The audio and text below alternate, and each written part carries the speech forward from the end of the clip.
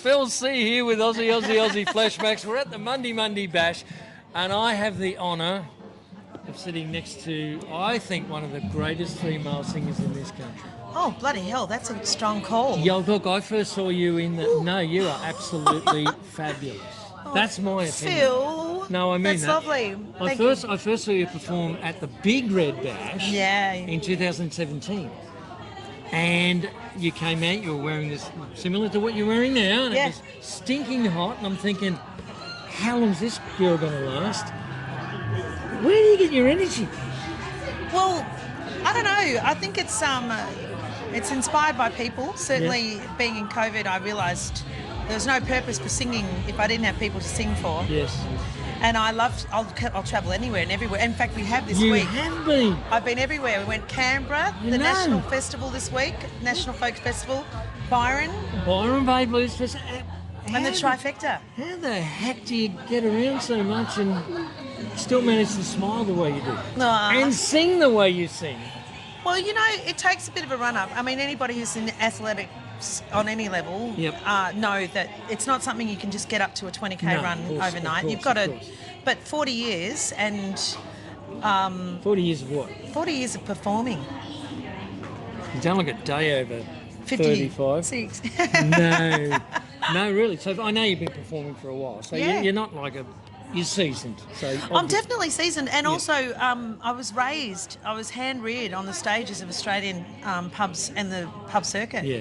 And from that, you learn what people like, you learn what they don't like. Yes. And you don't muck around with it. No. Like, I stood on the side. In fact, I'm just sitting here looking over here at Ms. Fowler. She's walking in. One of the great stoics of modern pop. Hello, she's a beautiful girl, and also a great actress as well. Yes, indeed. You're a stellar actress. And she tells me she's a potter as well. She's a potter. She throws pots. Really?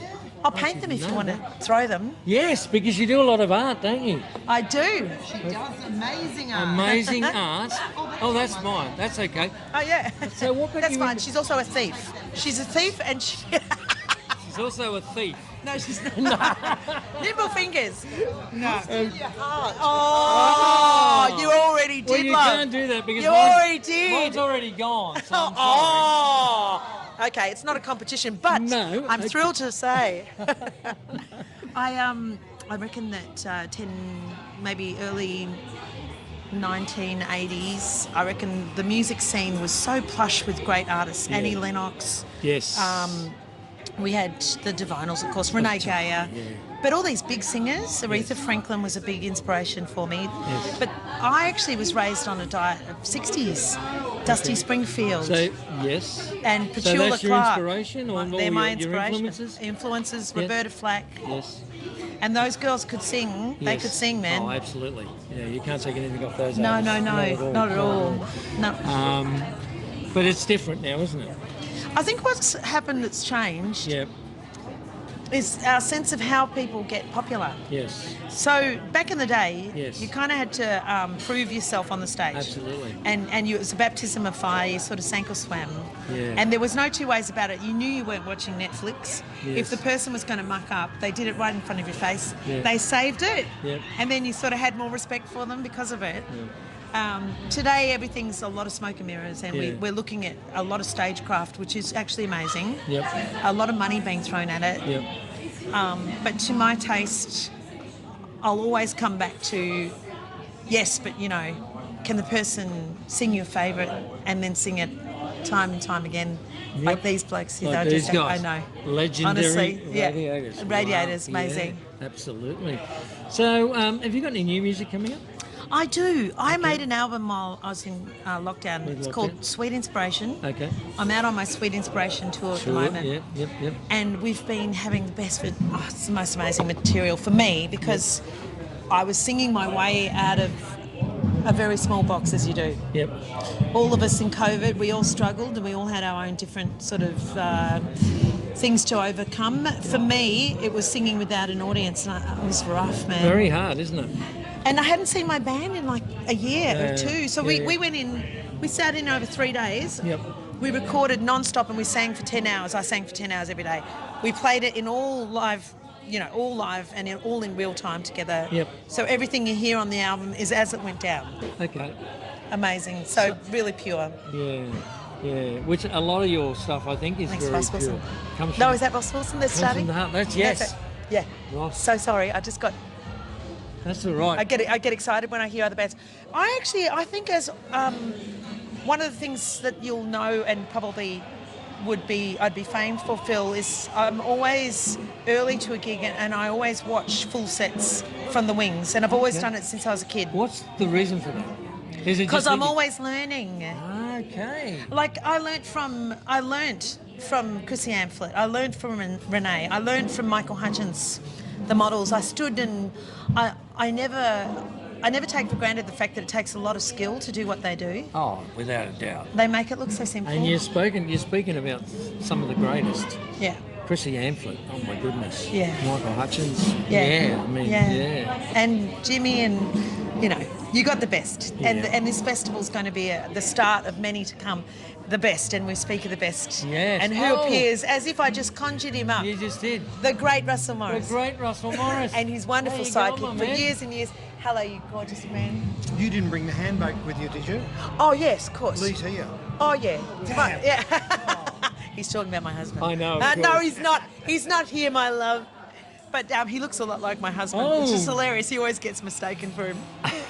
We were in Jesus Christ Superstar together. Yes, I know. Yeah. Any thoughts of maybe singing a song together, like recording a song together? Russell and I? Yes.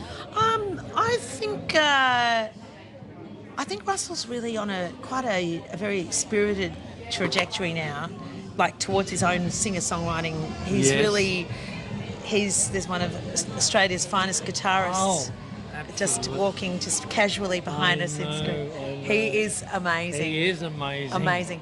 And the two of us are kind of establishing ourselves in the second half of our lives. Okay. And yes, we might do some duets perhaps, but for the most part, it's really about leaving our legacy. What have we got to say about what we've seen? He's our great troubadour. You know what I'd love to do? What's that?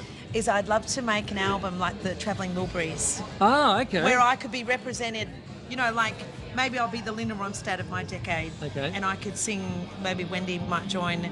We'd have Russell, we could have all of the great styles of jazz and rock and blues and just make that album. So if you could, who'd be on there? Obviously Russell. Who else would you have? John Stevens is a great singer. John Stevens is the most amazing singer. I can't believe it. Yeah. I'd have Vanessa Amorosi sitting with us, with Mahalia Barnes in all of the BBs, like Joe Cocker's Mad Dogs and Englishmen. Yes. Of course, the Shantuzis would have to be represented because look at her. She's being represented rather nicely right now. She doesn't see us in the back. Oh, hello. Showing her best side. Her best side, ladies and gentlemen. Her best side. Okay. Who else would I love to have in there? You could do like a whole series, but it'd be the Travelling Wilburys were writing about their lives and their philosophies gathered together. Tom Petty was talking about, handle me with care. Yeah. And, the things that we want to say after 50 plus years in the business. It's like, look after us, there's only one of us. That's very true. And Ross Wilson, speaking of which, set the tone for 1973. Come on. Ross and guys like that, they were the ones that dug the well, really, weren't they? They started it all. Billy Thorpe. Little Fatty. And I don't know if you've Normie ever... Rowe, I spoke with Normie just a couple of weeks ago. And fabulous. Colleen Hewitt. Colleen I have to talk to. I've not spoken to Colleen yet. I've got to get to Colleen Hewitt. I'm telling you, her version of Wind Beneath My Wings is bar none the best in the planet. Yes. So Colleen Hewitt was amazing. I think we might have to run our interview short because the King has started. Yes. And that means I'm next. I'm next. Well, thank you so much for your time. Okay, mate. Thank you so much, Thank you so much.